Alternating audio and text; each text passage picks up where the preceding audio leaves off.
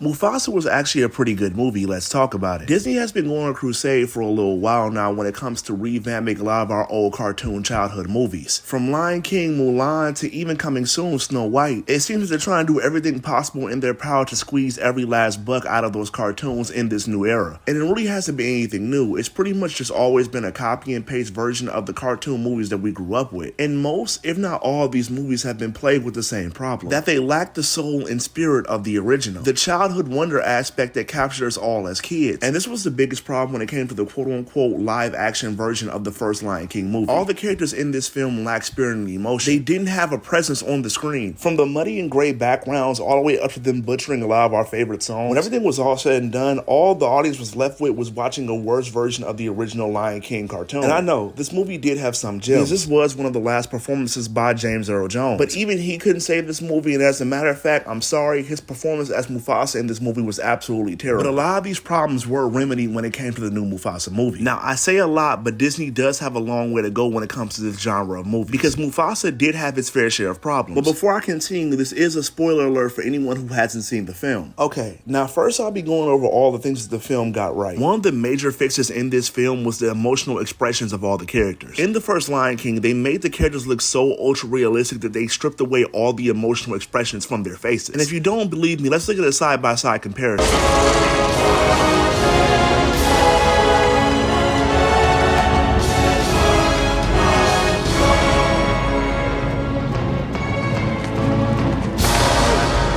Scar!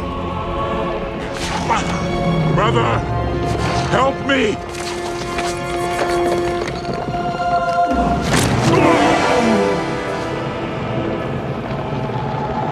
Long live the king.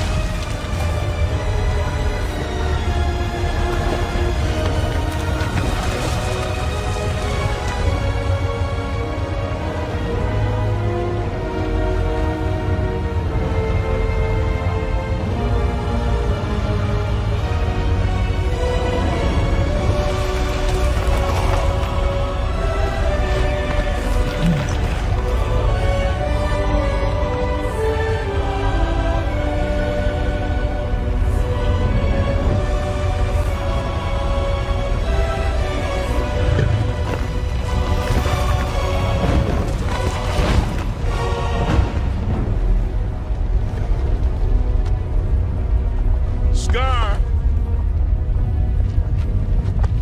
Help me!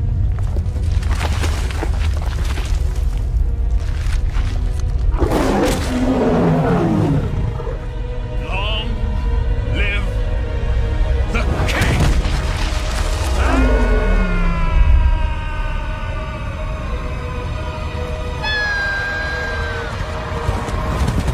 Compared to the first one, or just by any animation standards, it didn't look like Mufasa's face was even moving. You couldn't see the fear, the betrayal, the concern that he had in his eyes like you could in the cartoon movie. Because I think what Disney failed to realize that yes, these movies are supposed to be realistic, but they're not actually live action. You don't have to make these lions act and behave like real lions in the wild, because even though they're ultra realistic, they're still animated lions. One of the best movies that capture this is actually really pretty old, and that's The Chronicles of Narnia, The Lion, the Witch, and the Wardrobe. In this movie, even though Atlas was supposed to be a realistic looking lion, you could still see the emotions in his face. And I think visually that's something that Disney capitalized on in this movie. I really think Disney listened to the audience and they corrected what was wrong with the last Lion King live action movie. Another aspect about this movie that I really liked was the original music. Now, of course, they didn't have bangers and classics like in the original Lion King cartoon, but Mufasa did pretty good when it comes to the music department. And my two favorite ones were Malele and Bye Bye. And when it came to visually, I was really never bored. I really wasn't entertained 100% of the time, but I really wasn't bored throughout this movie. It did a good job of keeping my attention and keeping me engaged throughout the film. And I also love how they rounded out Mufasa's character. You really get to see how he earned and deserves the title of King of Pride Rock. He really personified the saying that kings and heroes aren't born, they're made. Now, here are some things in the movies that I think are good, bad, and just downright stupid. And I feel like this movie missed a lot of opportunities as well when it came to storytelling. The biggest problem that I have with this movie is that they didn't actually make Mufasa and Scar brothers. And this to me me was a huge mistake on Disney's part. Because when you take away that dynamic between Mufasa and Scar, it makes his actions more justifiable and it makes them less impactful. One of the biggest lessons in The Lion King, of course, is accepting responsibility and stepping into the greatness that we all have locked deep down inside of us. It also teaches us not to let our past define you, and also that we carry our loved ones within our heart everywhere we go. But also another lesson that it teaches us is that power does corrupt. And it shows that some people will go to great lengths in order to be able to attain it. And some people will even shed their own blood to be able to get it. But when you take away this dynamic between Scar and Mufasa, it almost just seems like he's just taking out the competition to get what he wants. And some people will even go so far as to say that he's a little bit justified in doing so because Mufasa really isn't his real brother. And this leads me to my next point, to when they gave Scar a super tragic backstory. In this movie, Scar is of a royal bloodline, and his entire family was slaughtered by a tribe of albino lions, which has him and Mufasa go on a journey to be able to find Malele, which leads them eventually to Zarabi. Scar is instantly infatuated with her, but we all know that she chooses Mufasa. So in this movie, it almost seems like they're really doubling down and trying to justify Scar's actions, which is something that I personally don't care for. I really don't like it when writers try to have you over sympathize with the villain. We're seeing that more and more in today's media, where they always try to give the villain some type of moral compass in order not to make them just outright evil, which to me is a shame. Because yes, I do like these type of villains, but not every villain has to be a Magneto. It's okay just to make them evil. Another thing I really didn't care for in this film is how they didn't round out all of the characters.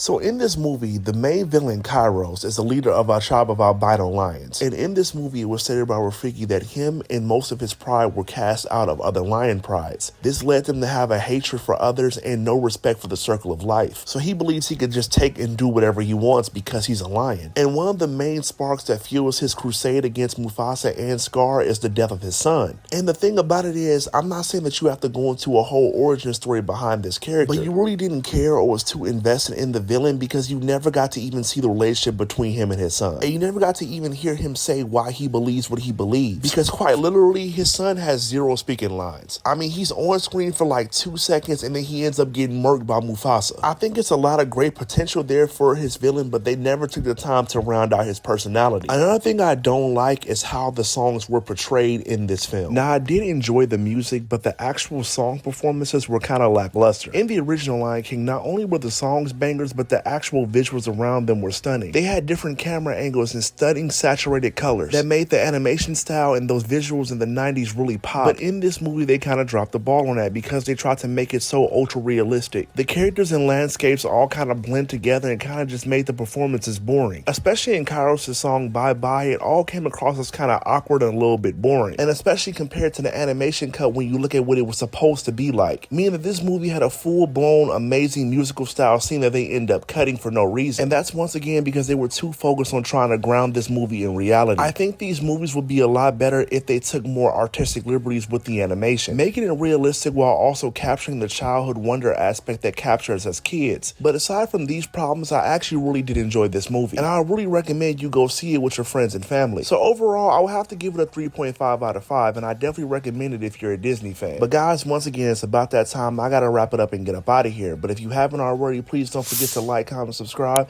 hit that bell up top so you can notify the latest and greatest videos. Until next time, peace.